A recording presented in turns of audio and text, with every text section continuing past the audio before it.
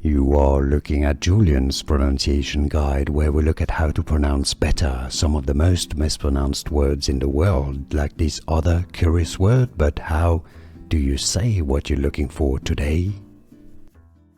Let's learn once and for all how to pronounce this word correctly in English. If you want to learn more confusing vocabulary, stay tuned. I've got more videos for you. You'll definitely want to learn from pronounced as refutation. Refutation, much like reputation. Now, in American English, it can be pronounced as refutation as well, with a schwa sound. So, refutation or refutation. Refutation, or generally in British English, it's more as refutation. Stress on that few syllable and te syllable. Refutation.